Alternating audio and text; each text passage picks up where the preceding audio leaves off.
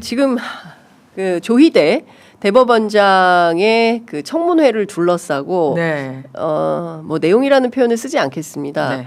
여러 가지 이슈들이 오늘 신문 지면에 많이 나왔는데요. 일단 이 조희대 청문회는 지난 5월에도 했었습니다. 예, 왜냐하면 그때 5월 1일 날 느닷없는 파기환송 결정을 내려서 당시에 도대체 이런 결정을 왜 한 것이냐에 대한 비판이 컸고 그래서 5월 12일인가 저희가 했죠. 그렇죠. 예. 근데 그때 안 나왔어요. 안 조희대 나왔습니다. 대법원장. 다음 주 화요일인데요. 다음 네. 주 화요일 날은 나올까요? 그리고 다음 주 화요일은 아마도 내일이죠. 정부조직법 국회에서 네, 통과가 되면 국무회의에서 국무회의가 정부조직법. 있는 날입니다. 그렇습니다. 공교롭게도 정부조직법이 통과돼서 국무회의에서 의결하는 날 조희대 대법원장 청문회가 있는 건데 아마 그래서 조희대 대법원장은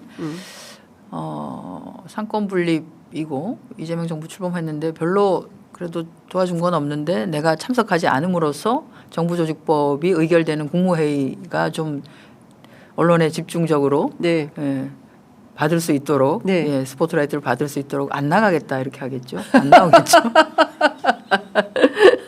아이고야. 안 네. 나오겠죠. 이제 예. 하나하나 분절해서 여쭤보면 1번 조희대 대법원장의 5월 1일 파기환송에 대해서는 여전히 미스테리입니다. 미스테리입니다. 그때 그건- 왜 이런 결정을 네. 한 거냐? 예. 그래서 이제 그 결정을 혼자 했겠느냐에 그렇습니다. 대한 이제 약간 꼬꼬무 같은 네. 꼬리에 꼬리를 무는 그렇습니다. 의구심들이 예. 있는 것이죠. 이게 이런 결정을 대법원장이 혼자서 결정할 수 있겠는가? 네. 예, 왜냐하면 대선을 흔드는 그렇습니다. 대선 결정이잖아요. 개입이거든요. 대선 개입이거든요. 그래서 이런 결정을 혼자 할 수 있겠느냐? 그러면 누구와 상의를 누군가와는 상의를 했을 것이다. 네. 이런 대법원이 어떻게 했으면 좋겠는가에 대한 상의를 했을 것이다와 관련된 그때도 의구심이 있었고 그래서 청문회가 있었는데 아마 그건 똑같이 반복될 가능성은 있습니다. 다만 이제 지금 뭐 회동과 관련해서는 경찰에서 네, 수사가 수사. 들어갔다고 하니까 예. 그건 좀 지켜볼 필요가 있을 것 같고요. 다만 저는 대법관들도 어쨌든 이 과정에 동참은 하는 거 아니겠습니까? 그렇죠. 예. 예. 어느 날 대법원장이 이렇게 하는 것이 좋겠습니다라는 의안을 일종에 던졌을 때 이런 그렇죠. 것들 논의를 해보자라고 했을 때 거기에 대법관들이 갑자기 이게 이제 소집돼 가지고 이렇게 하자라고 결정한 것을 통보받지는 않았을 거라고 봅니다. 네. 논의를 하고 그러면 그렇게 하자라고 음흠. 하는 것은 최소한 있었지 않았겠냐라고 네. 한다면 그때 대법관들의 의사는 어떤 식으로 결정이 되었는가. 제대로 된 의사 결정이 없이 만약에 원래는 뭐 그 소부 네. 회부를 하고 4월 22일 오전 10시에 네. 소부에 회부를 했다가 2시간 만에 갑자기 2시간 만에 전압으로 올렸죠. 전압으로 올렸습니다. 네. 그러니까 그럼 전압으로 이렇게 올리는 과정에서 전압의 대상이 되는 모든 대법관들이 아니 이게 왜 갑자기 그렇습니다. 전압으로 옵니까? 이게 절차적으로 예. 맞지 소부에서 않습니까? 해보고 소부가 해봤는데 이게 뭐가 안 맞고 뭐 이렇게 네. 하고 너무 부담스럽고 해서 예. 회피가 점점 생기고 예. 했을 때 그러면 전압으로 한다든지 해야 되는데 이게 너무 이례적인 사항들이 연속해서 일어난 거거든요. 맞습니다. 이례적인 게 한 번이면 이례적일 수 있지라고 하지만 이례적인 상황이 연속되면 그것은 의심을 살 수밖에 그렇죠. 없습니다. 그러면 대법관들은 이런 이례성이 반복되면 의심을 살 수밖에 없는데 이렇게 하는 것은 무리가 간다라고 하는 얘기를 아무도 안 했다는 것인가. 그렇죠. 에 대해서도 사실은 예. 궁금한 것이죠. 그래서 저는 뭐 이번에 청문회가 어차피 잡히긴 했습니다. 네. 30날 잡히긴 했기 때문에 그렇다면 그 과정에 대한 소명은 좀 될 필요가 있다.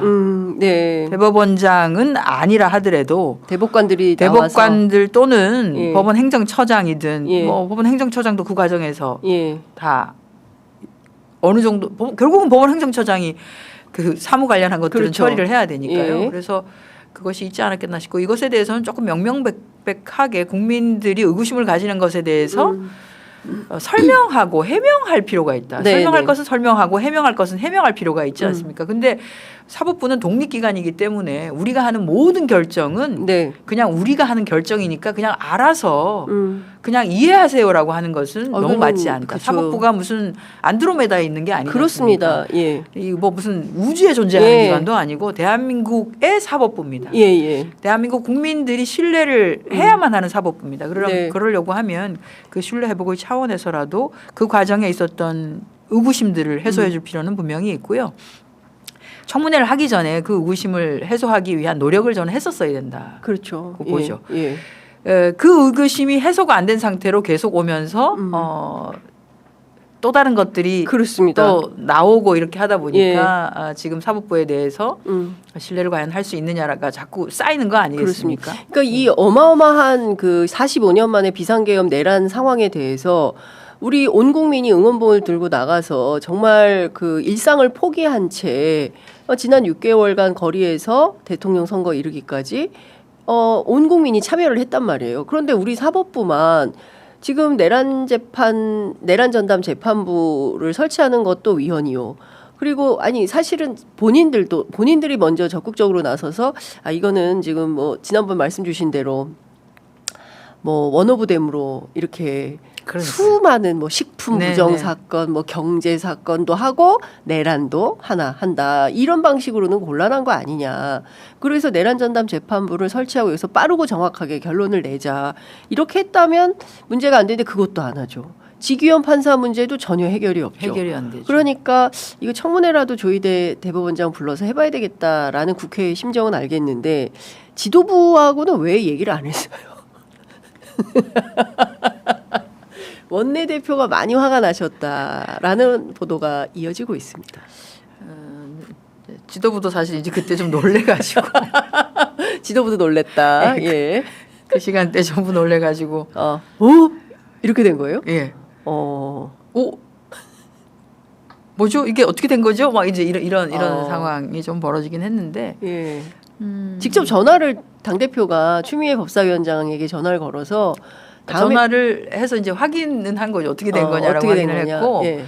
급작스럽게 결정이 됐다. 왜 갑자기 급작스럽게 결정이 된 겁니까? 이게 왜냐하면 느닷없이 발생한 게 아니라 꾸준히 발생한 사건이거든요. 꾸준히 있었고 그 뭐 이제 세부적인 법사위의 상황을 저희가 알 수는 없고 대체적으로 법사위 의원님들의 얘기는 급작스럽다라고 했는데 아마 의지를 가진 분들이 좀 있었겠죠. 의지를 가진 분들이 있었기 때문에 그게 결정될 수 있었겠죠. 그런 생각이 좀 들긴 합니다. 근데 어쨌든 이제 상임위에서 결정된 것은 뭐 의사결정을 통해서 결정이 된 것이기 때문에 번복하기는 어렵고요. 청문회를 할 수밖에 없다고 보는데 이 청문회가 또 의혹을 생산해내는 청문회가 아니라 더 많은 의혹들을 생산해내는 청문회가 아니라 지금까지 제기되고 있는 의혹들이 좀 해소가 되는 청문회였으면 좋겠다는 차원에서 저는 뭐 그 대법원의 협조를 좀 부탁드리고요. 최대한 나오실 수 있는 분들은 좀 나오셨으면 좋겠다. 나오셔서 꼭 뭐 답변이 아니라 지금까지 제기된 의혹에 대해서 저것은 내가 가서 충분하게 설명할 수 있다라고 하는 것들에 대해서 설명하고 또 국민의 이해를 구해야 되는 상황이 있으면 저는 이해를 구하고 하는 과정을 하는 것이 이번 청문회의 목적이 되어야 한다. 이게 이런 식으로 그냥 대법원은 우리는 모든 의사결정 과정을 비밀리에 붙이고 있고 절대로 국민들에게 뭐 해명하거나 설득하거나 이해를 뭐 시키거나 하는 과정 같은 건 하지 않습니다라는 것이 굳어지게 된다면 저는 사법개혁에 대한 의지가 충만한 굉장히 많은 국민들이 있는데 그분들에게 사법개혁이 더 빨리 진행되어야 한다라고 하는 오히려 요구만 더 높아지지 않겠냐 이런 생각이 듭니다. 그리고 저는 이제 중앙지법에도 뭐 대한민국의 가장 큰 법원이라고 할 수 있죠. 서울중앙지법이 그 안에 보면 법관 사무분담위원회라고 뭐 서울고법도 설치되어 있고 한데 다 설치되어 있습니다.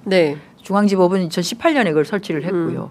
그게 이제 뭐냐 하면 이번에 판사 한 명을 더 추가하고 뭐 하는 이런 게 있습니다. 그러니까 예전에 한번 그런 적이 있었는데요.